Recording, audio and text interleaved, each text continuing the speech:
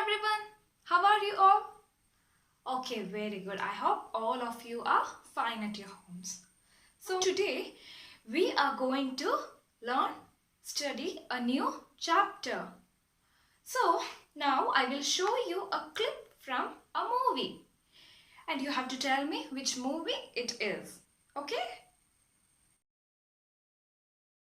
So you just saw a movie clip, right?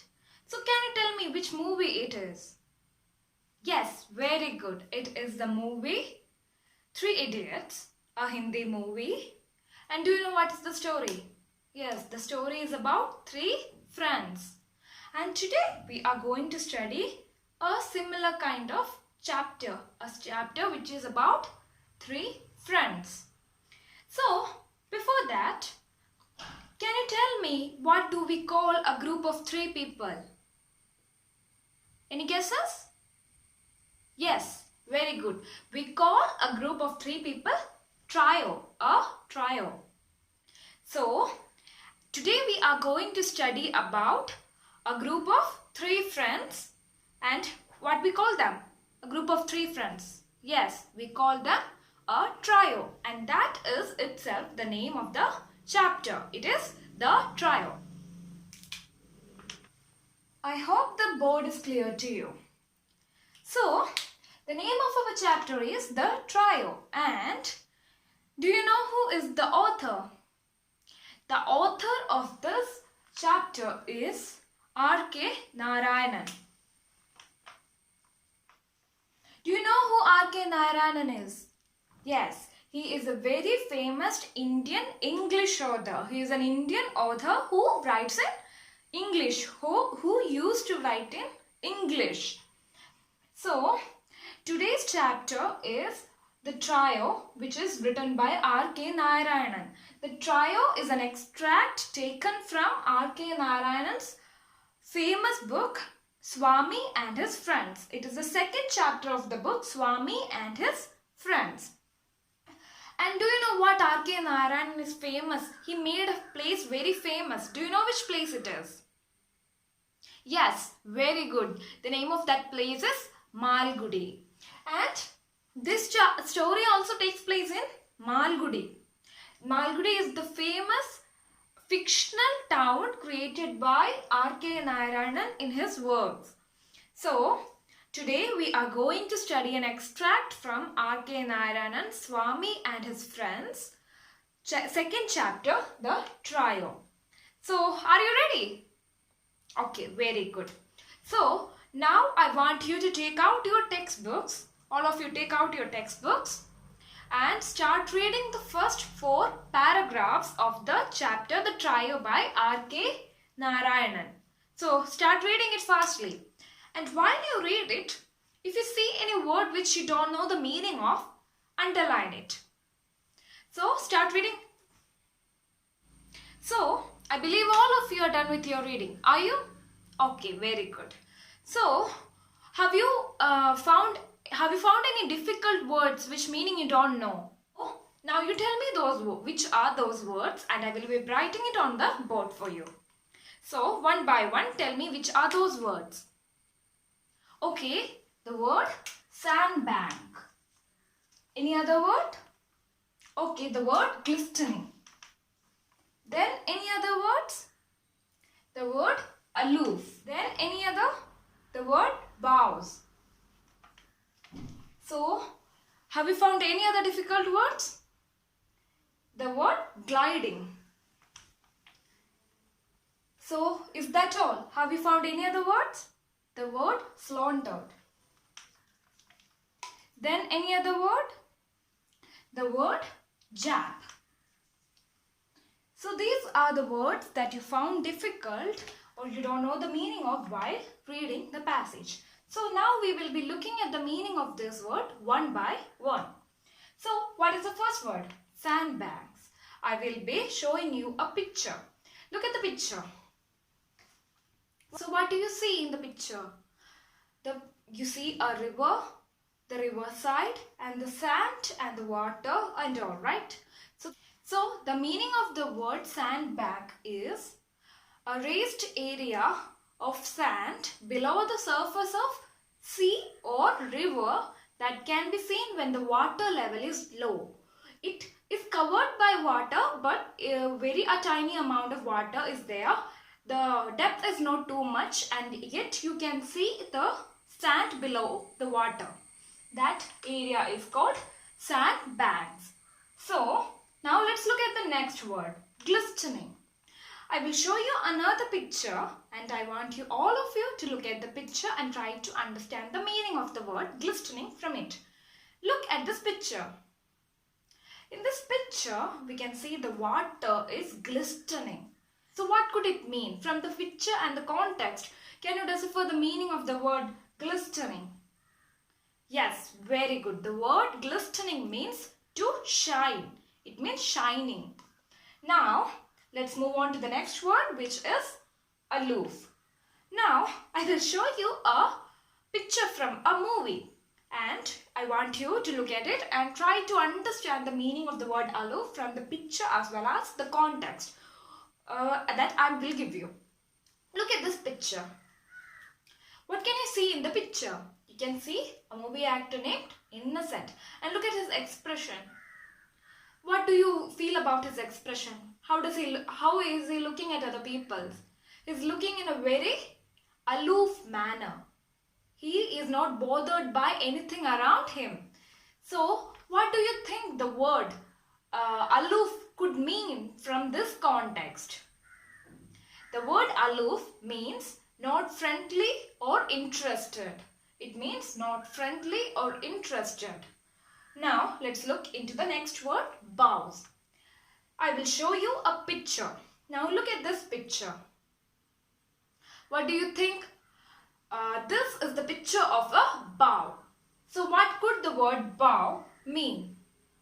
The meaning of the word bow is a branch of tree, a large branch of tree. The word bows mean large branches of tree. Now, let's look at the next word, gliding. Now, again I will be showing you a picture. Now, look at this picture. The eagle is gliding through the air. It is gliding through the air. So, what do you think about it? From this picture, what do you think could the word gliding mean? The word gliding means a very smooth movement. It means a very smooth movement. So, the word gliding means smooth movement.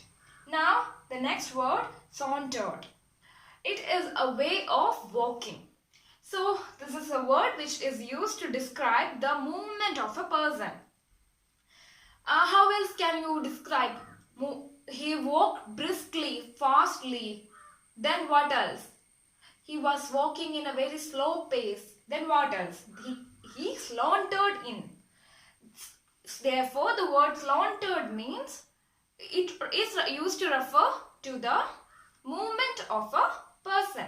So, the meaning of the word sauntered is to move in to walk in a relaxed manner. It means to walk in a very relaxed and calm manner.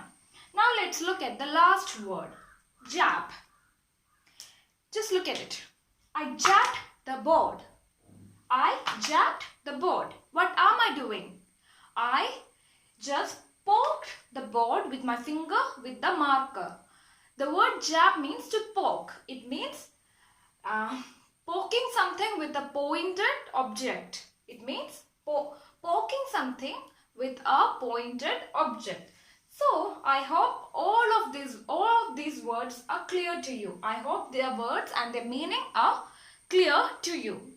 So, now we are going to look into the grammatical element used in this passage. Now, tell me, do you know what are adjectives? Okay, very good. All of you know what adjectives are. So, today we are going to try to find out a few examples of adjective from this passage. You have already read the passage, right? Yes, you have already read it. So, now you will have to reread it and try to find out adjectives from it. Before that, do you know what are adjectives?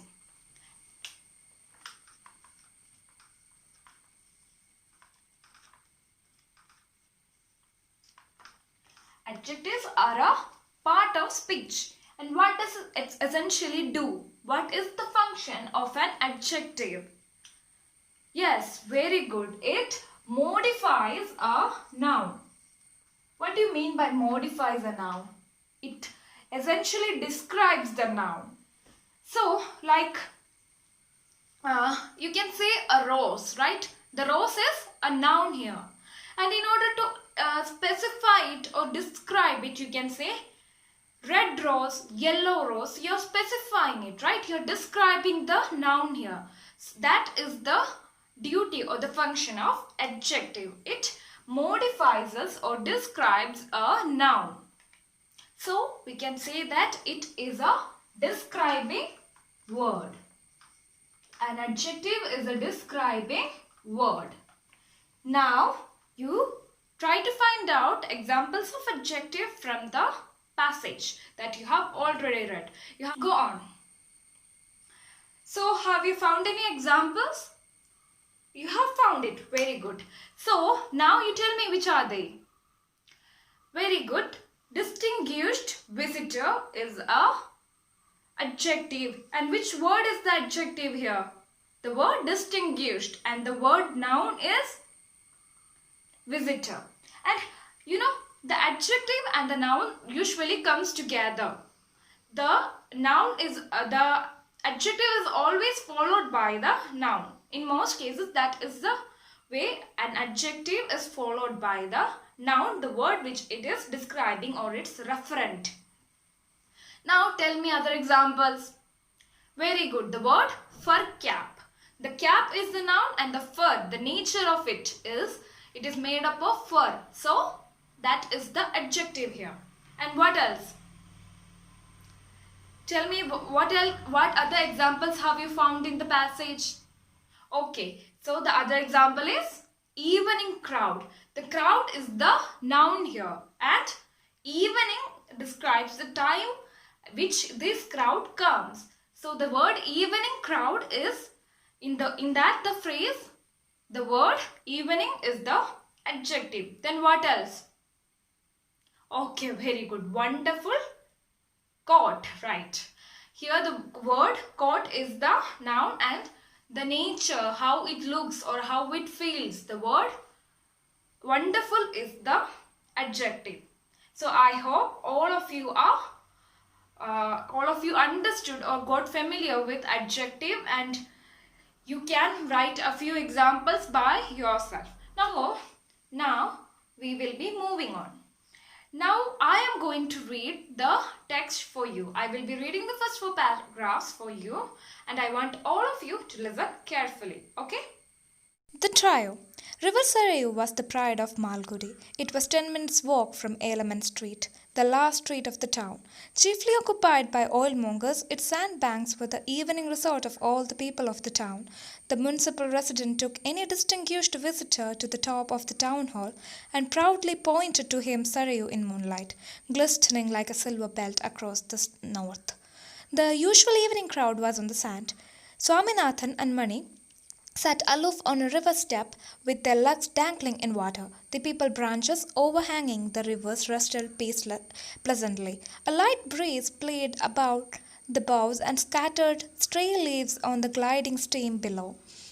Birds filled the air with their cries. Far away, near Nalappan's mango grove, a little downstream, a herd of cattle was crossing the river, and then a country cart drawn by the bullocks passed. The cartman humming a low tune. It was some 15 minutes past sunset, and there was a soft red in the west.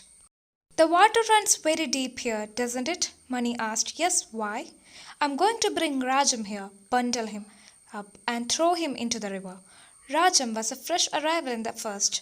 He had sauntered into the class on the reopening day of the second term, walked up to the last bench, sat beside Mani, and felt very comfortable indeed till Mani gave him a jab in the ribs, which he returned. He had impressed the whole class on the very first day. He was a newcomer. He dressed very well. He was the only boy in the class who wore socks and shoes, fur cap and tie, and a wonderful coat and knickers.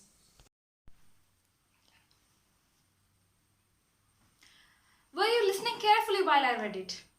Okay? So, were you listening carefully while I read the passage? Were you? Well, I will ask you some questions and I will understand whether you were listening or not. Now, tell me, what was the major occupation of the people in Ailman Street? What was their major occupation? Yes, very good. They were oil mongers. They were oil traders. Now tell me, how did the river Sarayu looked in the moonlight? How did the river Sarayu looked in the moonlight? Yes, very good. The river Sarayu was glistening in the moonlight. It was shining like a silver belt in the moonlight. It was very beautiful. Now, tell me, how did Rajam get a heroic entry in the class? How was his entry? What made his entry so much heroic? Tell me the answers. Yes, very good. Rajam was a new student in the school, in the class, and he was the new arrival, and as soon as he came, he sauntered into the classroom. He moved in a very relaxed, very cool manner, and he went to the back of the class and sat in the last bench along with Mani. And that made his entry a lot more heroic. It made him look so cool, right?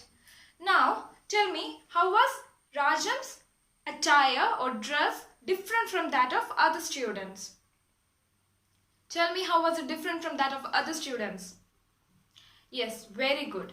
Rajam was well dressed. He was well dressed. He was the only boy in the class who wore socks and shoes. He had fur cap, wonderful coat and knickers. He was well dressed when compared to the other boys.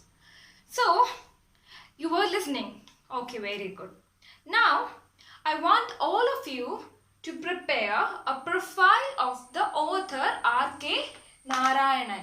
We have our author R.K. Narayanan, and I want all of you to prepare a profile of R.K. Narayanan. Do you know what a profile is? A profile is a biography that you prepare of a person or a very famous person.